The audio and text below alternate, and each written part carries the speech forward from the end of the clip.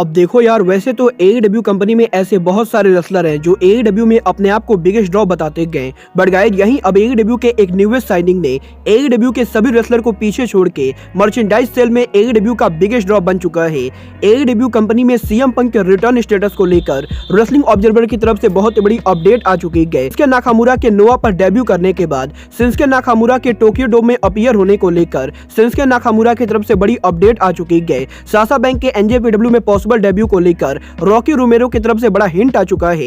Eric Biscoff के AEW के साथ रिलेशनशिप को लेकर एरिक बिस्कॉफ ने काफी बड़ा खुलासा कर दिया है। और गाइज अमेरिका का एक बहुत ही बड़ा सुपरस्टार रेसलिंग इंडस्ट्री में फ्री एजेंट बन चुका है। तो गाइज चलिए बिना किसी देरी के शुरू करते हैं इस वीडियो को। और गाइज सबसे पहले बात कर लेते हैं AEW कंपनी के बिगेस्ट ड्रॉ की। वेल गाइज वैसे तो मैंने आप लोग को ऑलरेडी बताया है कि AEW कंपनी के ओवरऑल मर्चेंडाइज सेल के अंदर CM पंक AEW कंपनी के अब तक के बिगेस्ट ड्रॉ है। बट गाइज यहीं अब 2022 के अंदर प्रो रेसलिंग टीज के ऊपर AEW के किस रेसलर ने सबसे ज्यादा मर्चेंडाइज बेचा है, इसको लेकर रिकॉर्ड सामने आ चुके हैं। और गाइज यहाँ पर इस रिकॉर्ड को देखकर मैं पर्सनली शॉक हो चुका हूँ, क्योंकि गाइज यहाँ पर प्रो रेसलिंग टीज ने इस चीज को कंफर्म किया है कि WWE के बाहर प्रो रेसलिंग टीज के ऊपर जिस रेसलर ने सबसे ज्यादा मर्चेंडाइज बेचा है वो रेसलर और कोई नहीं बल्कि AEW के 2022 के न्यूएस्ट साइनिंग डैन हुसैन है। और गाइज यहाँ पर AEW में जेरिको, CM पंक, MJF, ओमेगा जैसे रेसलर को पीछे छोड़ के प्रो रेसलिंग टीज के ऊपर डैन हुसैन 2022 के ऊपर AEW कंपनी के सबसे ज्यादा मर्चेंडाइज बेचने वाले रेसलर बन चुके गए, जहां पर प्रो रेसलिंग टीज के ऊपर डैन हुसैन के बाद CM पंक का नंबर है। तो गाइज वहीं तीसरे नंबर पर MJF का नंबर है। वेल गाइज यहाँ पर आपको क्या लगता है डैन हुसैन के किन लोगों ने इतने ज्यादा मर्चेंडाइज खरीदे होंगे, आप लोग मुझे कमेंट करके जरूर बताइए। बट गाइज जहां तक बात रही CM पंक की, तो गाइज जैसा कि आप लोग को मालूम है डैक्स हार्डवुड के पॉडकास्ट के पहले एपिसोड के ऊपर डैक्स हार्डवुड ने CM पंक के AEW कंपनी में रिटर्न को टीज किया था। और गाइज यहीं डैक्स हार्डवुड के उस पॉडकास्ट के बाद सोशल मीडिया पर इस चीज को लेकर तगड़ी रूमर चली कि 2023 के अंदर CM पंक AEW कंपनी पर उनका वापसी करेंगे। और गाइज AEW के अंदर CM पंक और रीड का फ्यूड होगा। बट गाइज यहीं रेसलिंग ऑब्जर्वर ने रिसेंटली उनके पॉडकास्ट के ऊपर CM पंक के रिटर्न को पूरी तरीके से खारिज कर दिया था। और guys wrestling observer Bryan Albert का यह कहना था कि CM पंक AEW के अंदर किसी भी कीमत पर रिटर्न नहीं करेंगे। बट गाइज यहीं अभी सप्ताह डेव मेल्जर और ब्रायन एल्बर्ट ने रेसलिंग ऑब्जर्वर पर उनके लेटेस्ट पॉडकास्ट के ऊपर उनके स्टेटमेंट को पूरी तरह से उल्टा कर दिया है। जहां पर रेसलिंग ऑब्जर्वर डेव मेल्जर का अब यह कहना है कि डैक्स हार्डवुड के CM पंक को लेकर बात करने के बाद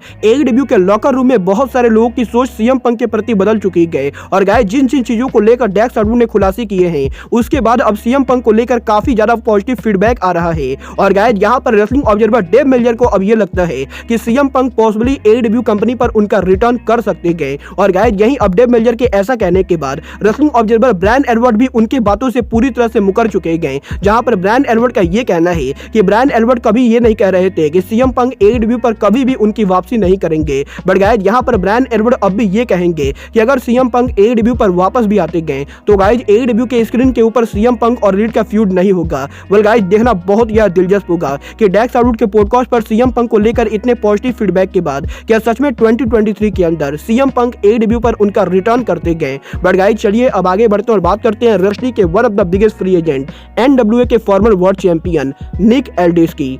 अगर बात करें यहाँ पर निक एल्डिस की, तो गाइस जैसा कि मैंने आप लोगों को ऑलरेडी बहुत बार बताया है कि निक एल्डिस और NWA कंपनी के बीच में रिसेंटली बहुत ज्यादा कंट्रोवर्सी हुई है। और गाइस यहाँ पर निक एल्डिस ने इस चीज को ऑलरेडी कंफर्म किया है कि 2022 के एंडिंग पर निक एल्डिस NWA कंपनी को लीव करेंगे। और गाइस यही अब आज निक एल्डिस ने इस चीज को कंफर्म कर दिया है कि निक एल्डिस का NWA कॉन्ट्रैक्ट एक्सपायर हो चुका है। और गाइस निक एल्डिस रेसलिंग इंडस्ट्री के अंदर पूरी तरह से फ्री एजेंट है। और गाइस जो भी कंपनी निक एल्डिस को साइन करना चाहती है, निक एल्डिस उन सभी कंपनी से डिस्कशन करने के लिए पूरी तरह से ओपन है। वेल गाइस देखना बहुत ज्यादा दिलचस्प होगा कि निक एल्डिस WWE और AEW में से किसको ज्वाइन करते गए, क्योंकि गाइस यहाँ पर टोनी खान ने निक एल्डिस को पहले भी साइन करने की काफी बार कोशिश की गई। और गाइस WWE भी निक एल्डिस के अंदर बहुत ज्यादा इंटरेस्टेड है। वेल गाइस आप लोग निक एल्डिस को WWE और AEW में से किसमें देखना चाहते हो, आप लोग मुझे कमेंट करके बताइए। बट गाइस चलिए अब आगे बढ़ते हैं और बात करते हैं रेसलिंग लेजेंड एरिक बिस्कॉफ की। वेल गाइस जैसा कि आप लोग को मालूम है पिछले 1 सालों के अंदर एरिक बिस्कॉफ ने उनके बहुत सारे इंटरव्यू के अंदर AEW कंपनी को लेकर बहुत सारी उल्टी सीधी बातें की गई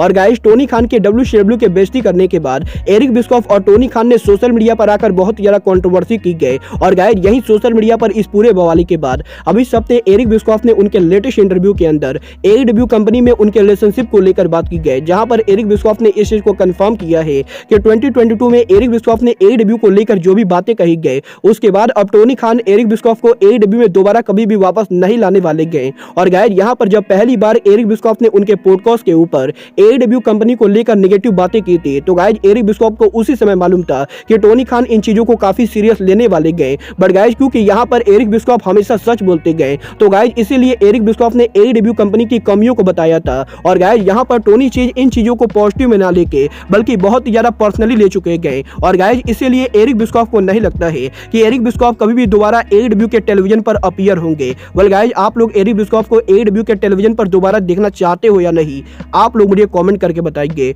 बट गाइस चलिए अब आगे बढ़ते और बात करते हैं साशा बैंक की NJPW में डेब्यू की। वेल गाइस जैसा कि आप लोग को मालूम है साशा बैंक ऑलरेडी जापान के अंदर पहुंच चुकी गई और गाइस ये चीज 100% कंफर्म हो चुकी है कि साशा बैंक 4 जनवरी को टोक्यो डोम में डेब्यू करेंगी। बट गाइस यहीं अभी सप्ताह NJPW सुपरस्टार और NJPW के टैलेंट रिलेशन के हेड ऑफ क्रिएटिव रॉकी रोमेरो ने रेनी पॉकेट के लेटेस्ट पॉडकास्ट के ऊपर NJPW कंपनी में साशा बैंक के डेब्यू को लेकर बात की, जहां पर इंटरेस्टिंग बात तो ये थी कि जब रॉकी रोमेरो रेनी पॉकेट के पॉडकास्ट पर बात कर रहे थे तो गाइस रॉकी रोमेरो ने साशा बैंक के मर्चेंडाइज को पहना हुआ था। और गाइस यहां पर जब रॉकी रोमेरो से रेनी पॉकेट ने साशा बैंक के डेब्यू रूमर के बारे में बात की तो गाइस यहां पर रॉकी रोमेरो का ये कहना है कि रॉकी रोमेरो क्लियरली तो कुछ भी नहीं कहना चाहेंगे, बट गाइस यहां पर रॉकी रोमेरो फैंस को डेफिनेटली ये बताना चाहेंगे कि टोक्यो डोम में फैंस के लिए एक बड़ा सरप्राइज आने वाला है और गाइस उस सरप्राइज को देखकर वर्ल्ड वाइड फैंस बहुत ही ज्यादा खुश होंगे। वेल गाइस यहां पर रॉकी रोमेरो इस चीज को बिल्कुल ही क्लियर कर रहे गए कि साशा बैंक की टोक्यो डोम पर डेब्यू करने वाले गए। बट गाइस जहां तक बात रही NJPW के रसल किंगडम की तो गाइस यही प्रो रेसलिंग नोवा के निप्पॉन बुडोकान शो पर शिंसुके नाकामुरा के 6 सालों के बाद WWE के बाहर पहली बार जापान में रसल करने के बाद शिंसुके नाकामुरा ने नोवा के प्रेस कॉन्फ्रेंस के ऊपर NJPW के रसल किंगडम पर अपीयर होने को लेकर बात की गई। वेल गाइस क्योंकि शिंसुके नाकामुरा अभी भी जापान के अंदर है तो गाइस इसीलिए बहुत सारे लोगों को ऐसा लगता है कि शिंसुके नाकामुरा पॉसिबली 4 जनवरी को टोक्यो डोम के अंदर NJPW के रसल किंगडम पेपर व्यू पर अपीयर होंगे। और गाइस क्योंकि WWE superstar Karl Anderson already Tokyo Dome के अंदर NJPW के शो पर उनके टाइटल को डिफेंड करने वाले गए तो गाइस इसीलिए जब मीडिया ने जापान में शिंसुके नाकामुरा से ये पूछा कि क्या शिंसुके नाकामुरा NJPW के रसल किंगडम के ऊपर NJPW के शो पर अपीयर होंगे तो गाइस यहां पर शिंसुके नाकामुरा ने जवाब देते हुए ये कहा है कि NJPW कंपनी ने नाकामुरा को अपीयर होने के लिए कांटेक्ट नहीं किया है। और गाइस यहां पर NJPW की तरफ से शिंसुके नाकामुरा या फिर WWE इन दोनों में से किसी को भी ये नहीं कहा गया है कि वो लोग अपने शो के ऊपर शिंसुके नाकामुरा को लाना चाहते गए। और गाइस क्योंकि NJPW ने नाकामुरा को लाने में इंटरेस्ट नहीं दिखाया है